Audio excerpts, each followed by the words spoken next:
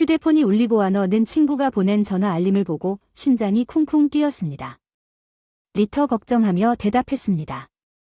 무슨 일이 있었는지 리터 괜찮습니까? 리터의 목소리가 주저하는 것처럼 들렸습니다. 네, 친구. 오늘 밤 파비오에게 무슨 일이 있었나요? 그 사람이 당신에게 무슨 짓을 했는지 말해주세요. 이렇게 나가는 건 흔한 일이 아니죠. 후아나가 친구가 걱정되냐고 물었습니다. 리타가 머뭇거리다가 대답했어요. 그런 친구는 없어요. 그런데 그 사람이 나한테 나가자고 했어요. 그 사람은 축구를 보러 친구들을 우리 집에 데려갈 예정이니까 맥주 몇 잔 마시고 집에 혼자 있는 것보다 당신을 방문하는 게 더 나을 것 같았어요. 호텔에 혼자 있는 게 믿기지 않네요. 리타. 이건 전혀 당신답지 않네요. 와너는 자신의 목소리에 확연히 분노를 외쳤습니다. 진정하려고 애쓰는 중 아니요. 이번만이 아닙니다. 그 사람이 당신을 심하게 대하고 있어요. 리타. 누가 제정신으로 파트너에게 자신이 하라고 하는 일을 하라고 요구하는지 말해주세요. 아무도 절대 아무도. 하지만 당신은 그것이 당신을 괴롭히는 것처럼 들리기 시작했습니다. 이건 내 인생이고 그냥 내가 처리하게 해달라고 부탁하는 거야. 리타는 약간 방어적인 목소리로 대답했어. 여보 정말 사랑하지만 넌 완전 만만하게 굴고 있다는 걸 꼭 말해야겠어. 그는 다른 사람을 찾을 거고 넌 허락하고 있잖아. 넌 집에서도 나가잖아. 믿을 수가 없어. 후아나가 혼났어. 그녀는 한숨을 쉬며 사과를 계속했어. 친구, 그 사람은 너에게 적합한 사람이 아니라고 몇 번이나 말했는지 기억해. 너는 10년 전에 그가 당신을 공개적으로 모욕했을 때 그는 좋은 사람이고 변할 것이라고 말했습니다. 그는 그때 당신을 나쁘게 대했고 지금은 더 나쁘게 대합니다. 그는 당신을 쓰레기처럼 대하고 당신은 그를 떠나고 있습니다. 계속 반복하지 않을 거예요. 신뢰합니다. 친구 잘 지내. 세요. 곧 봐요. 리터가 통화를 종료했다고 말했습니다. 통화가 끝나자 리터는 심호흡을 했습니다. 그녀는 친구가 말한 모든 것을 완전히 이해하지는 못했지만 이해해야 한다는 것을 알았습니다. 빨리 점심을 준비하세요. 파비오는 친구들과 공원에서 아침을 보낸 후 곧 집에 오곤 했습니다. 리타와 파비오의 관계는 복잡했습니다.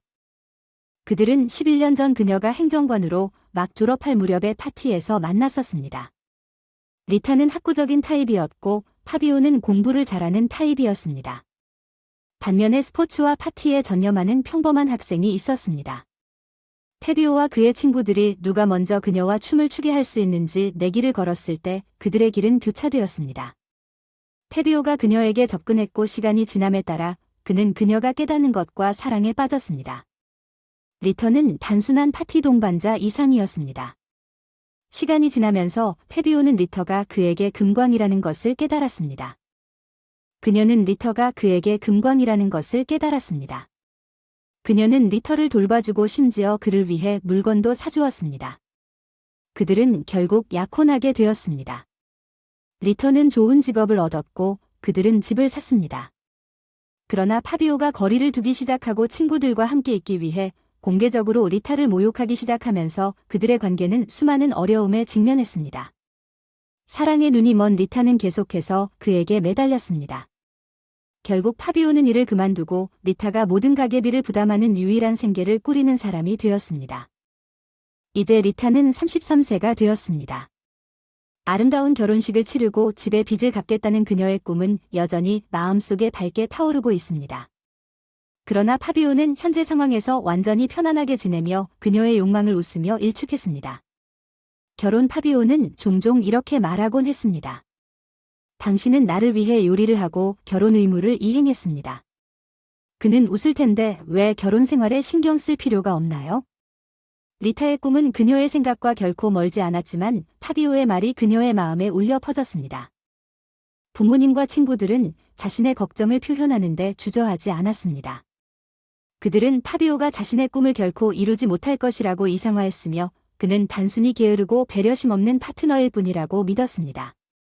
리타의 반응은 항상 흔들림이 없었습니다. 나는 당신 말을 듣지 않을 것입니다. 당신은 우리를 미워합니다. 파비오를 미워해. 게다가 그 사람과 함께 살아야 하는 사람은 나야. 그렇지, 왜 너희가 모두 참여해야 해. 나는 그가 점차 변할 것이라는 것을 알아요. 왜 뛰어난 지능과 아름다움을 가진 리타가 항상 남자와 결혼하는 것처럼 보였는지 아무도 이해할 수 없었습니다. 그녀는 누구에게도 좋아하지 않는 파비오와 함께 지금도 그에 대한 믿음을 굳건히 지켰습니다. 점심 식사가 준비되었고 손을 씻고 말리는 동안 리타는 옷장에 앉아 독서에 대한 열정에 빠졌습니다.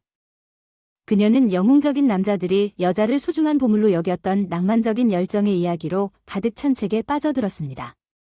늘 간직했던 사랑이었습니다.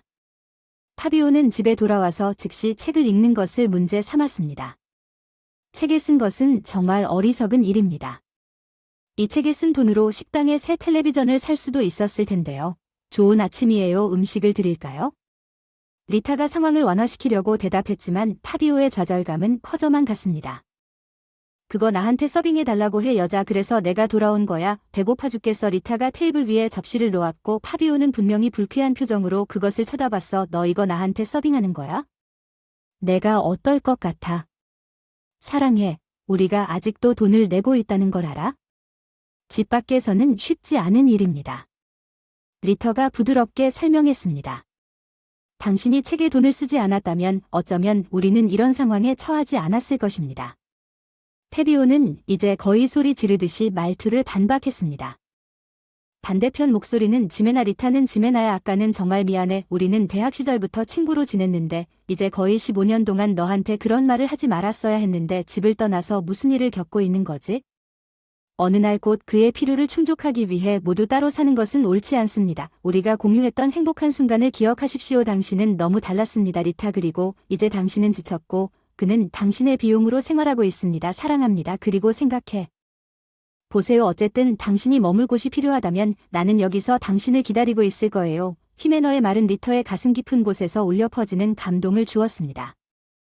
리터가 원했던 거부의 벽을 마침내 뚫고 현실의 빛이 뚫린 것 같았습니다.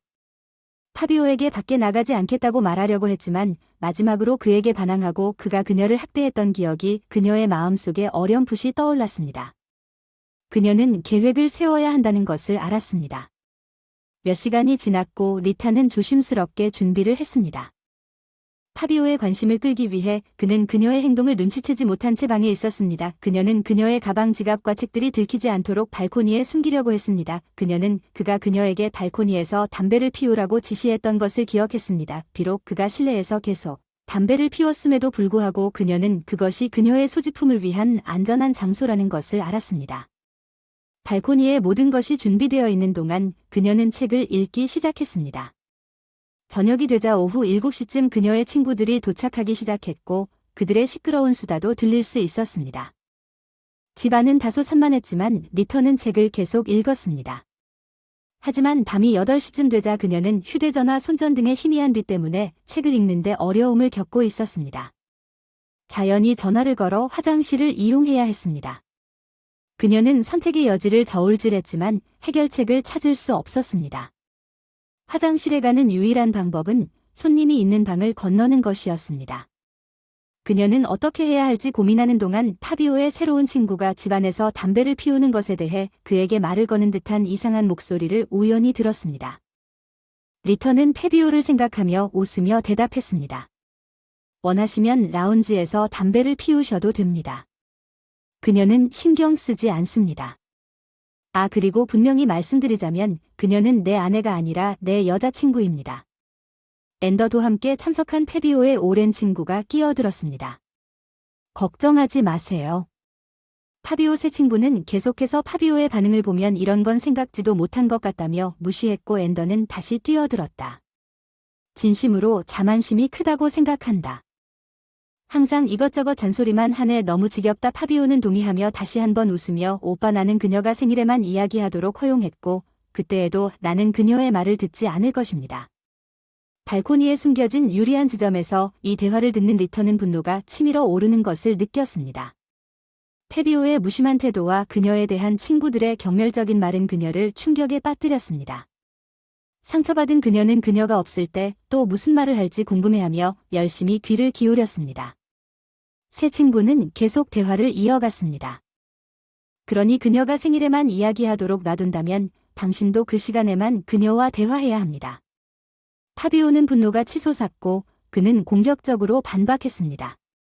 그리고 당신은 누구라고 생각합니까? 당신은 왜 그녀를 변호하고 있습니까?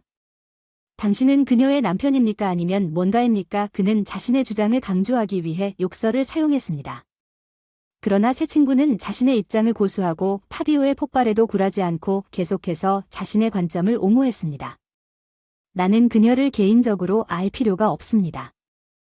진정하세요 얘들아. 이건 차분한 어조로 파비오에게 도움이 되지 않습니다. 설명 들어보세요. 당신은 내 친구 그룹에 처음 온 사람이고 그게 아마도 당신이 이해하지 못하는 이유일 것입니다. 리터를 아는 사람은 누구나 알고 있습니다. 내가 그녀에 대해 느끼는 감정, 그녀는 나에게 어울리기 때문에 여기에 있다. 그녀는 집을 깨끗하게 유지하고 냉장고에 물건을 채워놓고 내가 시키는 것은 무엇이든 해준다. 그녀는 하녀처럼 순종적이다. 그녀에게 돈을 주는 대신 그녀가 나에게 돈을 주는 것을 제외하고 방에는 그의 친구들이 웃음을 터뜨렸다. 하지만 새 친구는 믿을 수 없다는 표정으로 고개를 저으며 아니요라고 말했습니다. 파비오가 계속해서 더 많은 정보를 공개하는 것은 받아들일 수 없습니다. 그리고 여기에 그녀가 나에게 희망을 품고 있는 보너스가 있습니다. 그래서 여기 집에는 한두 명, 심지어 3명의 연인이 있고 그녀는 눈치채지도 않아 I don't care. 여기 가정부 같으면서 돈을 주는 대신에 나에게 돈을 주네. 방 안의 웃음소리는 커졌지만 새 친구는 자신의 귀를 믿을 수 없었다. 파비오의 냉담한 말에 격분하여 이렇게 말했습니다. 나는 참을 수 없고 이 말을 들을 수 없다. 그녀가 자신을 존중하지 않는다면 어떻게 내가 그녀를 존경할 것이라고 기대할 수 있겠는가. 리타가 발코니에서 방으로 들어오자 대화는 갑자기 중단되었다. 그녀는 자신을 때리려는 파비오를 노려보았지만 새로운 친구 루이스가 개입해 파비오를 밀어내고 그의 얼굴에 일격을 가했습니다. 그는 리타의 손을 잡고 그녀를 근처 공원으로 데려갔고 그녀는 눈물을 흘렸습니다. 루이스는 위로의 포옹으로 그녀를 위로하고 더 이상 울지 마세요라고 자신을 소개했습니다. 이름은 루이스 리타입니다. 루이스는 눈물을 흘리며 자신의 시련과 파비오가 지속적으로 그녀를 어떻게 학대했는지 털어놓았습니다. 루이스는 자신이 실제로 최근에 만난 파비오의 친구가 아니었고 파비오의 성격을 제대로 알지 못한 채 그를 술자리에 초대했다고 폭로했습니다. 그는 몇 시간이 지난 상황의 현실에 충격을 받았고 리터와 루이스가 이야기를 나누는 동안 그녀에게 머물 수 있는 안전한 장소가 있는지 물었습니다. 리터는 이전에 루이스와 이야기를 나눴던 그녀의 친구 히메너를 언급하면서 긍정적으로 대답했습니다.